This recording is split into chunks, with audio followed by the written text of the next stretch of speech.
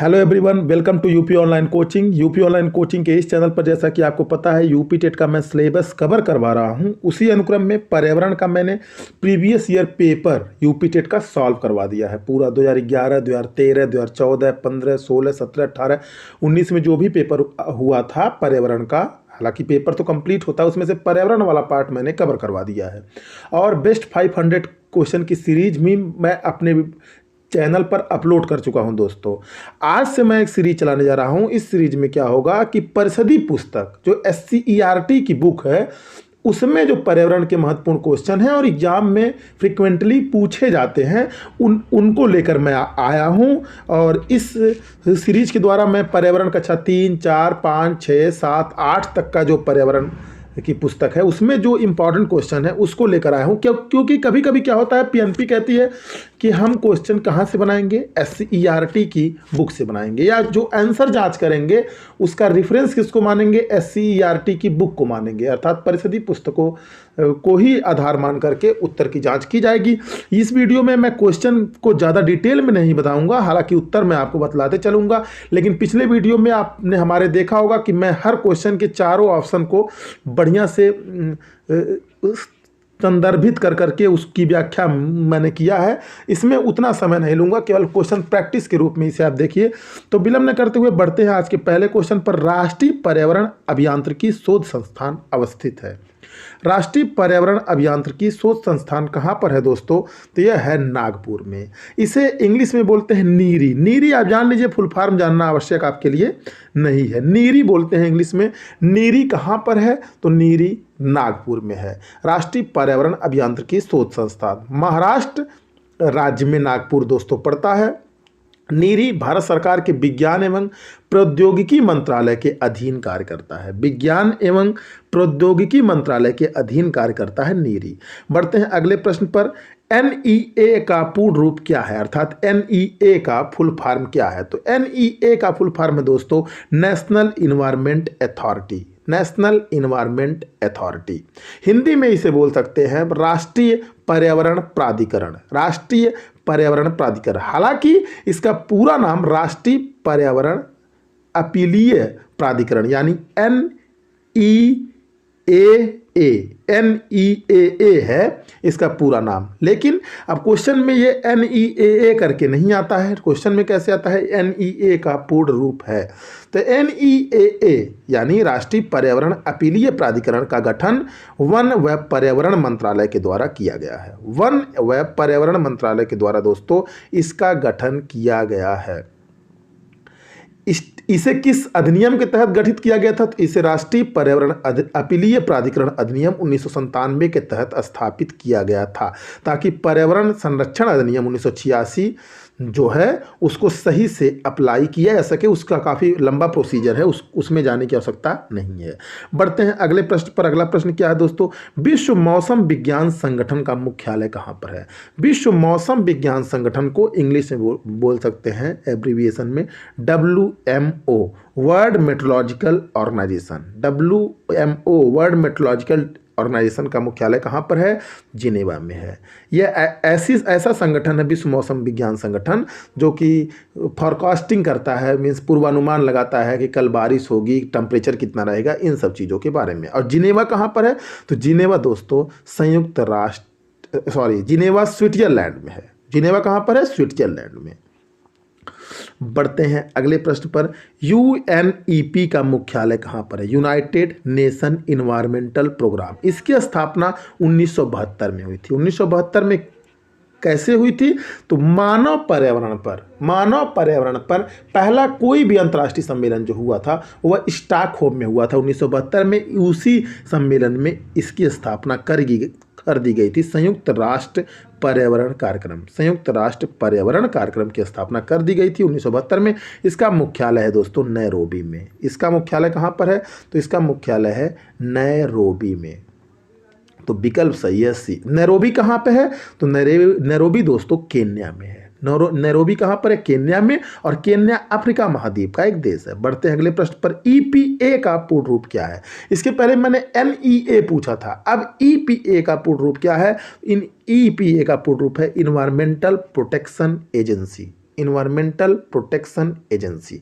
EPA वास्तव में है क्या? संयुक्त राष्ट्र अमेरिका या संयुक्त राज्य अमेरिका जिसे बोलते हैं आप, कि राष्ट्रीय या बोलिए संघीय एजेंसी है। ईपीए संयुक्त राष्ट्र अमेरिका या संयुक्त राज्य अमेरिका की राष्ट्रीय संघीय एजेंसी है।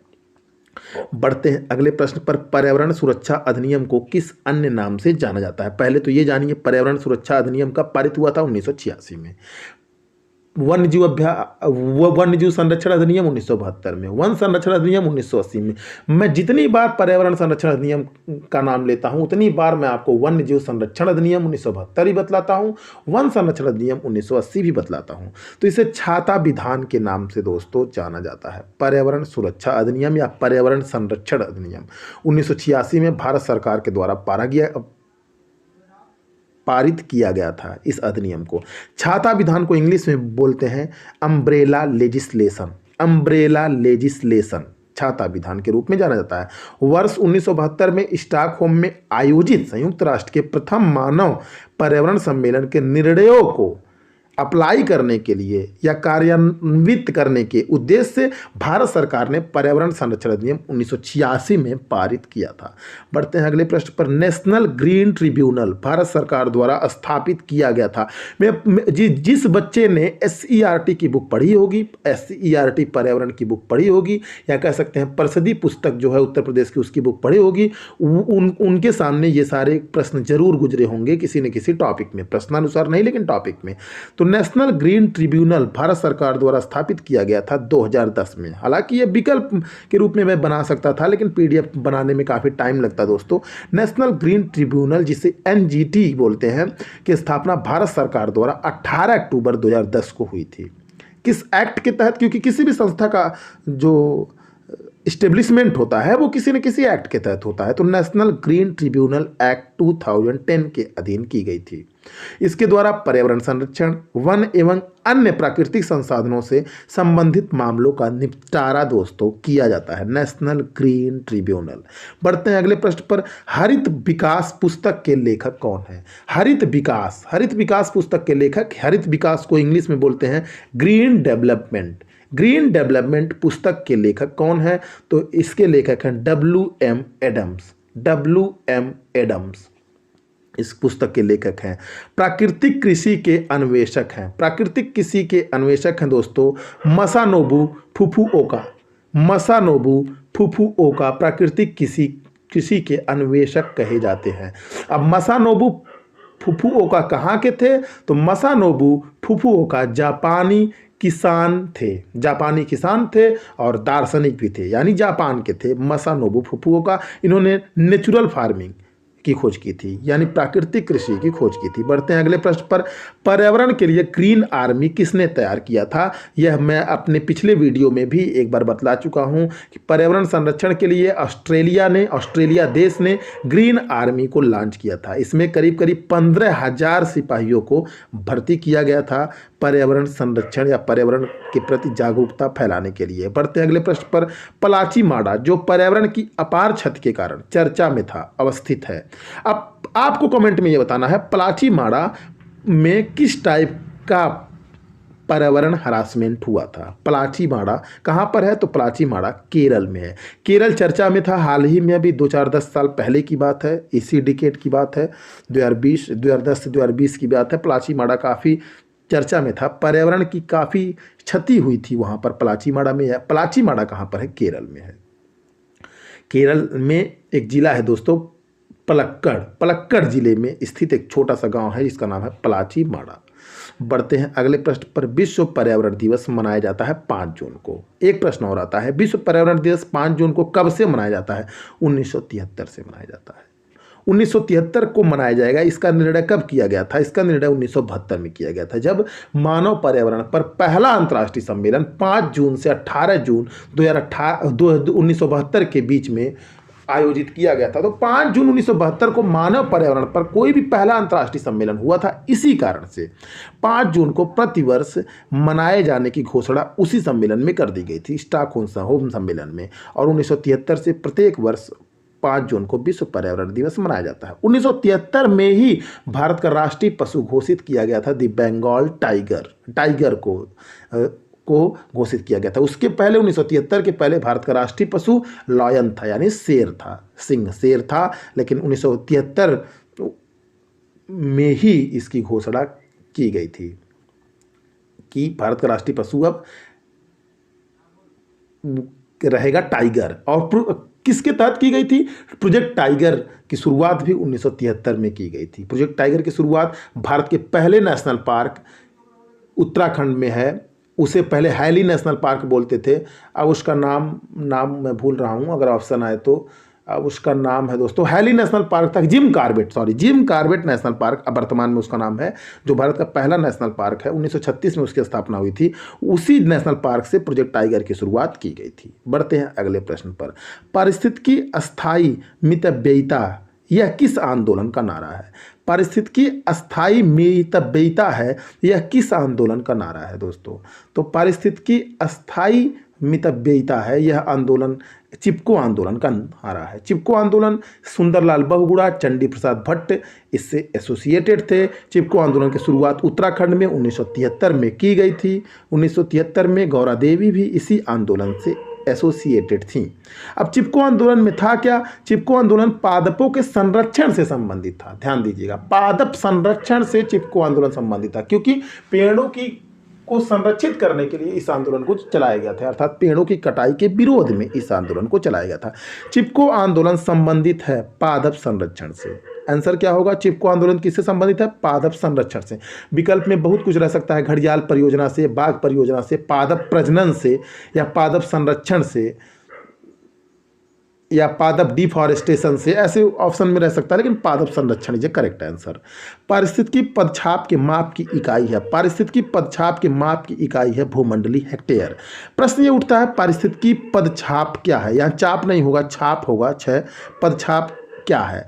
तो देखिए दोस्तों, पारिस्थितिकी पदछाप है एक मनुष्य के जीवन को पूर्ण रूप से धारणी मतलब होता है टिकाऊ करने के लिए आवश्यक न्यूनतम भूमि को हम पारिस्थितिकी पदछाप कहते हैं। एक मनुष्य के जीवन को पूर्ण रूप से तथा सुचारू रूप से टिकाऊ रूप से चलाने के लिए जिस आवश्यक न्यूनतम भूमि की आवश्यकता होती है, उसी आवश्यक न्यूनतम भूमि को हम पारिस्थितिकी पदछाप कहते हैं। उसी आवश्यक न्यूनतम भूमि को हम दोस्तों पारिस्थितिकी पदछाप कहते हैं। उम्मीद करता हूं आपको क्लियर हो गया होगा। पारिस्थितिकी घटकों की वह आवश्यक मात्रा जो मनुष्य को उसकी जीवन शैली को सुचारू रूप से चलाने के लिए आवश्यक होती है। आई रिपीट, पारिस्थितिकी घटकों की वह आवश्यक मात्रा जो मनुष्य को उसकी जीवन शैली को सुचारू रूप से चलाने के लिए आवश्यक होती है, पारिस्थितिकी पदछाप कहलाती है। इसके अंतर्गत मनुष्य द्वारा कार्बन उत्सर्जन का भी मापन किया जाता है कि मनुष्य कितना कार्बन उत्सर्जित कर रहा है। कार्बन उत्सर्जन का मापन क्यों किया जाता है? क्योंकि यह धारणी भी होता है। धारणी अर्थात टिकाऊ, अर्थात सस्टेनेबल। सर्वाधिक अस्थायी पारिस्थितिकी तंत्र निम्न में से कौन सा है? सर्वाधिक अस्थायी पारिस्थितिकी तंत्र निम्न में से महासागर है। देखिए, मैंने आपको बेस्ट 500 पर्यावरण के क्वेश्चन की सीरीज में बतलाया था। पारिस्थितिकी तंत्र भी कई प्रकार का होता है। स्थलीय तंत्र, जलीय तंत्र होता है, स्थलीय तंत्र होता है, मतलब ऐसा पारिस्थितिकी तंत्र जो जल पर हो, ऐसा पारिस्थितिकी तंत्र जो स्थल पर हो। इसके घटक भी होते हैं, जैविक अजैविक ऊर्जा संगठक, इसके घटक भी होते हैं पारिस्थितिकी तंत्र के। और पारिस्थितिकी तंत्र में जो खाद्य श्रृंखला होती है उसमें उपभोक्ता होता है, उत्पादक होता है। इन सब पे मैंने चर्चा कर ली है। किसने सर्वप्रथम गहन पारिस्थितिकी शब्द का प्रयोग किया? सर्वप्रथम किसने गहन पारिस्थितिकी शब्द का प्रयोग किया? गहन पारिस्थितिकी को बोलते हैं डीप इकोलॉजी। डीप इकोलॉजी शब्द का प्रयोग अर्नीज नेश ने किया था सबसे पहले, अर्नीज नेश ने। बढ़ते हैं अगले प्रश्न पर। पारिस्थितिकी नीचे, जिसे हिंदी में हम आला बोलते हैं, की संकल्पना को प्रतिपादित किसने किया था? तो पारिस्थितिकी नीचे की संकल्पना को दोस्तों प्रतिपादित किया था ग्रीनेल ने। पारिस्थितिकी नीचे की संकल्पना को प्रतिपादित किया था जोसेफ ग्रीनेल ने। 1917 में इसे प्रतिपादित किया था, जिसे इन्होंने, अर्थात किसे, पारिस्थितिकी नीचे को इन्होंने सूक्ष्म आवास कहा था, माइक्रो हैबिटेट्स कहा था, सूक्ष्म आवास कहा था। साइलेंट वैली परियोजना किससे संबंधित है दोस्तों? तो साइलेंट वैली परियोजना संबंधित है केरल राज्य से। केरल राज्य से संबंधित है साइलेंट वैली परियोजना। विकल्प में अगर 4 राज्य दे दे, उत्तराखंड, उत्तर प्रदेश, हिमाचल प्रदेश, तमिलनाडु, केरल, तो केरल से संबंधित है। क्यों? क्योंकि यह साइलेंट वैली को हम शांत घाटी बोलते हैं। शांत घाटी कहाँ पर है? तो केरल में है। वर्तमान में शांत घाटी को बायोस्फीयर रिजर्व भी घोषित कर दिया गया है। इस घाटी को वर्ष 1984 में नेशनल पार्क भी घोषित किया गया था। इसी घाटी को तो साइलेंट वैली नेशनल पार्क भी है, साइलेंट वैली बायोस्फीयर रिजर्व भी है, साइलेंट वैली परियोजना भी अलग से है। विलुप्त होने वाली प्रजातियों को सूचीबद्ध किया जाता है रेड डाटा बुक में। जब जब रेड डाटा बुक आता है, मैं 3-4 चीज़ें आपको बताता हूँ। IUCN, international union for conservation of nature, इसकी स्थापना हुई थी कब? 1948 में। इसकी स्थापना हुई थी 1948 में। यह एक संस्था है IUCN जिसे बोलते हैं। IUCN, international union for conservation of nature. IUCN क्या करती है? रेड डाटा बुक जारी करती है। अब तो प्रश्न ये उठता है, रेड डाटा बुक कौन जारी करता है? IUCN जारी करता है। रेड डाटा बुक कब से जारी करता है IUCN? 1963 से। रेड डाटा बुक में होता क्या है? रेड डाटा बुक में विभिन्न प्रकार की प्रजातियों को लिस्टेड किया जाता है, सूचीबद्ध किया जाता है। मुख्य रूप से 5 प्रकार की प्रजातियों को, 5 शेड्यूल है रेड डाटा बुक में। 5 प्रकार की प्रजातियों को, जैसे विलुप्त होने वाली, विलुप्त प्राय, खतरे में जो प्रजातियां हैं, उस प्रकार से 5 कैटेगरी है। उसमें से एक कैटेगरी है विलुप्त। अब विलुप्त मतलब हुआ क्या? विलुप्त मतलब एक्सटिंक्ट। एक्सटिंक्ट को हम विलुप्त बोलते हैं दोस्तों। एक्सटिंक्ट को सूचीबद्ध किया जाता है। विकल्प में रह सकता है विलुप्त होने वाली प्रजातियों की सूचीबद्धता हेतु होती है। एक ऑप्शन रहेगा red data book, dead stock book, live stock book, ऐसे ऑप्शन आपको दिख सकता है। तो रेड और IUCN के अलावा एक IUCN की सहयोगी संस्था है जिसका नाम है WWF। इसकी स्थापना 1961 में हुई थी अकॉर्डिंग टू विकिपीडिया। कुछ किताबें 1962 कहती हैं। WWF का फुल फॉर्म क्या? World wild life fund for nature. World wild life fund for nature, WWF का फुल फॉर्म भी यूपी टेट में पूछ चुका है आपसे। तो WWF एक सहयोगी संस्था है IUCN का, विश्व वन्यजीव कोष। विश्व वन्यजीव कोष WWF को हिंदी में बोलते हैं। इसकी स्थापना 1961 में हुई थी। किसकी सहयोगी संस्था है? IUCN की। आपको बताना IUCN का मुख्यालय कहाँ पर है? IUCN का मुख्यालय कहाँ पर है? मैं अपने वीडियो में कई बार बतला चुका हूँ। अगले प्रश्न पे आते हैं। किसी प्रजाति को विलुप्त माना जा सकता है जब वह अपने प्राकृतिक आवास में देखी न गई हो। आवास भी कई प्रकार के होते हैं। एक प्राकृतिक होता है, एक आर्टिफिशियल होता है, मतलब मानवीकृत होता है। तो 50 वर्ष से यदि कोई प्रजाति अपने प्राकृतिक आवास में नहीं देखी गई है तो उसे हम विलुप्त मान लेते हैं। IUCN विलुप्त मान लेता है। IUCN को हिंदी में कहते हैं प्रकृति संरक्षण हेतु अंतर्राष्ट्रीय संघ। ये भी डिसाइड करता है IUCN, international union for conservation of nature. International union for conservation of nature, Hindi में बोलते हैं प्रकृति संरक्षण हेतु अंतर्राष्ट्रीय संघ। इंटरनेशनल यूनियन मीन्स अंतर्राष्ट्रीय संघ, कंजर्वेशन ऑफ नेचर मीन्स प्रकृति संरक्षण। बढ़ते हैं अगले प्रश्न पर। कौन सी ड्रग्स गिद्ध की समष्टि में ह्रास के लिए उत्तरदायी है? Diclofenac sodium. Diclofenac sodium. अब डिक्लोफिनेक सोडियम है क्या? यह एक ड्रग्स है, ड्रग्स यानी दवा। डिक्लोफिनेक सोडियम एक साधारण सी दर्द निवारक दवा है जिसका उपयोग किसानों द्वारा पशुओं के लिए दर्द निवारक के रूप में और बुखार के इलाज के रूप में किया जाता है। यानी पशुओं को यह दवा दी जाती है जिसका नाम है डिक्लोफिनेक सोडियम। हुआ क्या?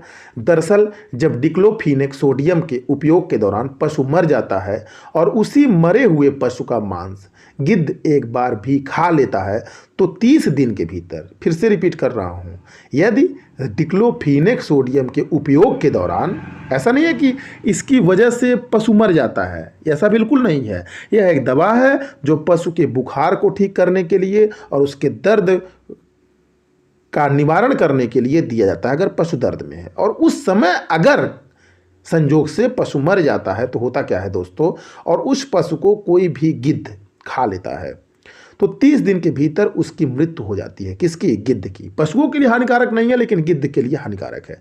इस दवा के कुप्रभाव का अंदाजा इसी से लगाया जा सकता है कि पिछले 10 वर्षों के भीतर भारत, नेपाल, पाकिस्तान में 8.5 करोड़ गिद्धों की मौत हो चुकी है। तो डिक्लोफिनेक सोडियम एक दर्द निवारक दवा है जो पशुओं को दी जाती है और बुखार में भी दी जाती है। मॉरिशस एक देश है। मॉरिशस में एक वृक्ष प्रजाति प्रजनन करने में असफल रही। उस वृक्ष प्रजाति का नाम क्या है? उस वृक्ष प्रजाति का नाम है डोडो।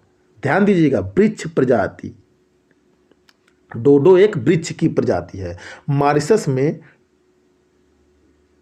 टम्बला कोक को हम डोडो वृक्ष के नाम से जानते हैं। मॉरिशस में एक वृक्ष है जिसका नाम है टम्बला कोक, इसे हम डोडो वृक्ष के नाम से जानते हैं। डोडो पक्षी के विलुप्त होने के कारण, डोडो पक्षी भी है दोस्तों एक, और डोडो वृक्ष की एक प्रजाति भी है। डोडो पक्षी के विलुप्त होने के कारण प्रजनन में डोडो वृक्ष असफल रहा। डोडो पक्षी के विलुप्त होने के कारण प्रजनन करने में असफल रहा। उसका एक साइंटिफिक रीजन है, उस पर नहीं जाएंगे, जिसकी वजह से यह लगभग विलुप्त हो रहा है। यह वृक्ष प्रजाति भी विलुप्त हो रहा है। डोडो पक्षी विलुप्त हो गया, इस कारण से यह डोडो वृक्ष भी विलुप्त हो रहा है। रामसर सम्मेलन संरक्षण किससे संबंधित है? तो रामसर सम्मेलन, रामसर ईरान में एक प्लेस का नाम है, नम भूमि के से संबंधित है, या आर्द्र भूमि भी बोल सकते हैं। नम भूमि को हम आर्द्र भूमि भी बोलते हैं क्योंकि नम का तत्सम होता है आर्द्र। रामसर ईरान में अवस्थित एक नगर है। 2 फरवरी 1971, इसीलिए प्रत्येक वर्ष 2 फरवरी को आर्द्र भूमि दिवस या वेटलैंड डे या नम भूमि दिवस के रूप में मनाया जाता है। तीनों बातें एक ही हैं। 2 फरवरी 1971 को रामसर सम्मेलन हुई थी, और 2 फरवरी 1971 को इस कन्वेंशन की जब नींव पड़ गई दोस्तों, तो वर्ष 1975 में पूर्णतः क्रियान्वित हुआ। मतलब 1971 में पहली रामसर सम्मेलन हुआ था, 1975 से पूर्णतः यह क्रियान्वित हुआ। रामसर में हुई बैठक के कारण ही इसे रामसर कन्वेंशन के नाम से जाना जाता है, रामसर सम्मेलन के नाम से जाना जाता है, क्योंकि ये बैठक रामसर में हुई थी। अब ये इस बैठक का मूल उद्देश्य क्या था कि दुनिया में जितने भी नम भूमि है, दलदली भूमि है, उसको कैसे संरक्षित किया जाए, कैसे बचाया जाए, इस पर बात हुई थी 2 फरवरी 1971 को। इसी वजह से 2 फरवरी को प्रत्येक वर्ष नम भूमि दिवस या आर्द्र भूमि दिवस या वेटलैंड डे के रूप में मनाया जाता है। तो दोस्तों, ये जितने भी क्वेश्चन थे ये कहीं ना कहीं SCERT की बुकों में दिए गए हैं। तो अगर आपको वीडियो पसंद आया हो तो वीडियो को लाइक कीजिएगा, चैनल को सब्सक्राइब कीजिएगा, बेल आइकन भी दबा दीजिएगा ताकि लेटेस्ट नोटिफिकेशन आप तक पहुंचता रहे। Thanks for watching.